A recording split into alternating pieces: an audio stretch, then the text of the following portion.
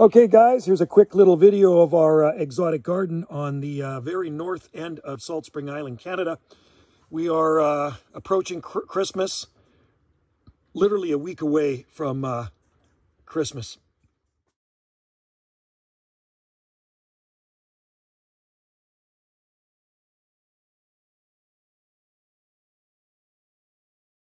And this is what our garden looks like here in this part of Canada. All right, so got a beautiful day here now. It was raining this morning. We had the old Pineapple Express, and now we have beautiful blue sky and sunshine.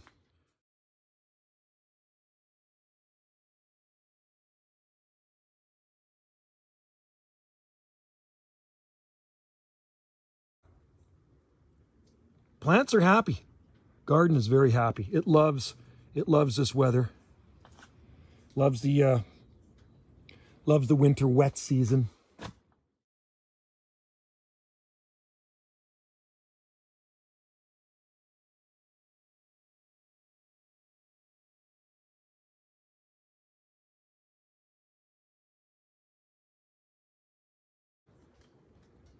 And so do I. You know what I mean? Because I don't have to water. Wendy and I do not have to water the gardens. And that is a good thing.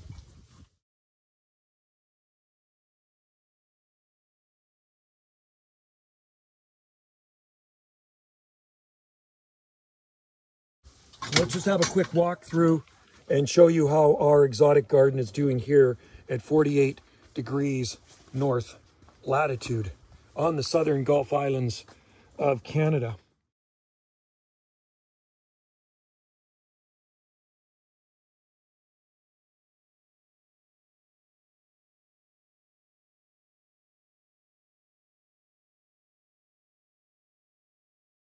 All right, I'll try to move this thing slow so you don't get dizzy. Aloe right there, striolata, or striatula, whatever you want to call it. Still blooming. A Butylon, very tender. We have not had any frost here at this end of Salt Spring Island to date. The lowest temperature has been 1 degree Celsius. All right.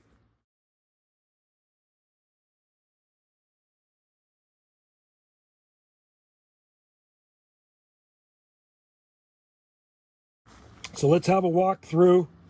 Kumquat's still on there, and there's actually more forming.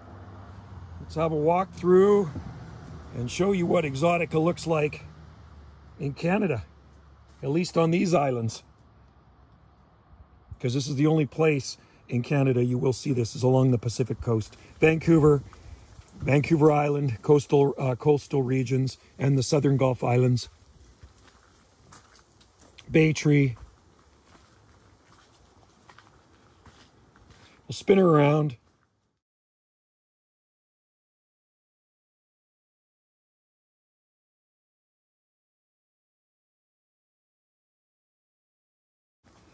Check that out.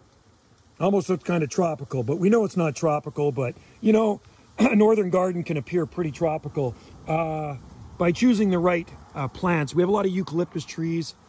Just delivered 3 eucalyptus bundles this morning to a friend who's going to use them in her Christmas swags, I guess.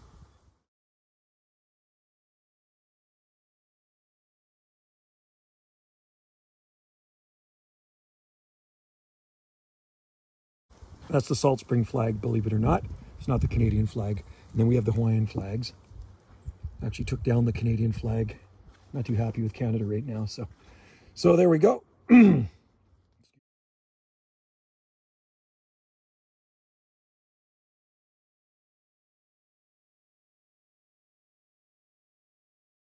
me. Walk through here. There's a Chamaerops humilis. We have a lot of Chamaerops humilis palms in the garden. I'll go slow. Pan it around here. Another Chamaerops humilis there with a sable minor. And lots of tikis. Lots of tikis in the garden.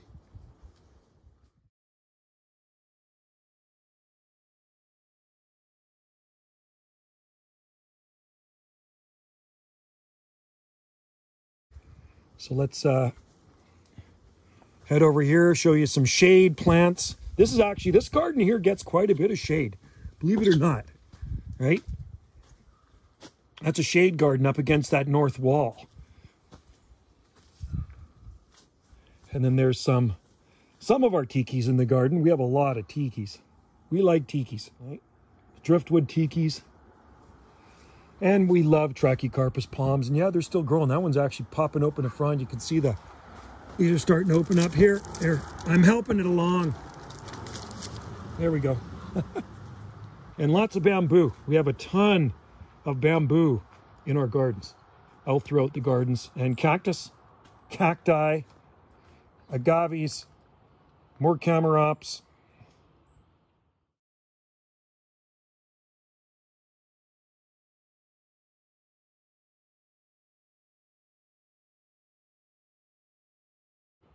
Olive trees, callistemon, lots of bottle brush, oleanders.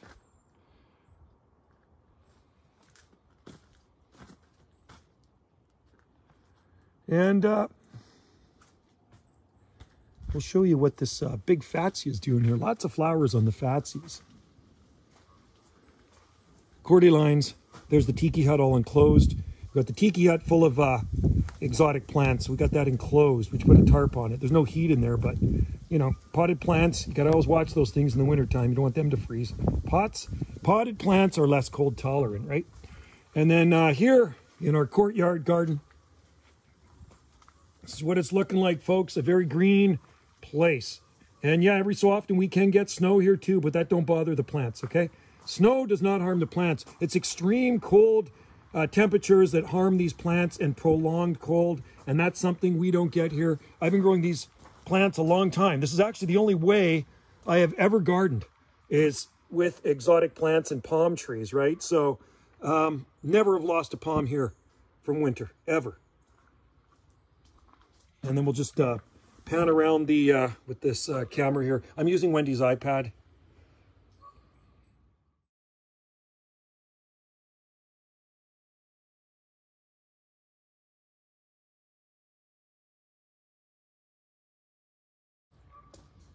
Frosty the Snowman.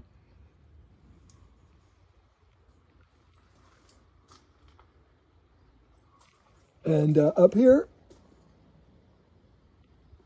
lots of Fatsia. And then into the courtyard we go. Jasmine, still nice and green. That one's just about finished blooming, that Fatsia.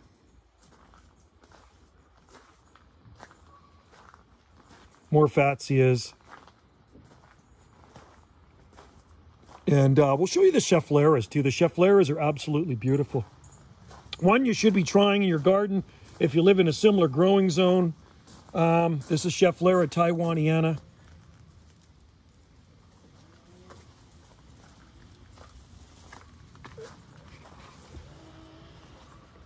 And then, of course, more Trachycarpus palms. We have a lot of Trachycarpus palms. And there's the beautiful sun. And let's go look at this other Schefflera. There's another Abutilon. Big Abutilon there. It's a tree. That one there. Right there. I'll get closer to it. There's another Fatsia. Variegated. There's camellias. Pittosporum tree there. And just a whole mix mash of exotica, folks. Aspidistra, cast iron plant. Where will we end this? Where's a good place to end this video, folks? You know I like random stuff. One of our totems, Wendy painted that one. That's her little studio, painting studio. So anyway, it's a pretty palmy green place in the winter months here, which is quite nice. Another one of our weather stations there, Stevenson Screen. And tikis, lots of tikis. All right, guys. Well, thank you for watching Gulf Island Rock. Like and subscribe to more videos here on this channel. We'll show you this other Abutilon tree. This one's absolutely beautiful when it gets its flowers. That's an evergreen maple, flowering maple. It's not an Acer, it's an Abutilon. And that gets kind of mauvey, kind of purpley flowers on it. with a transplanted trachea that never really did well. It's got some shoots coming out of the center of it, but it never did well, that transplant. Too much root damage, too dry, so hopefully it'll survive. That's the way it goes. All right, guys. Anyway, thanks for watching. Like and subscribe for more videos here on this channel. Cheers.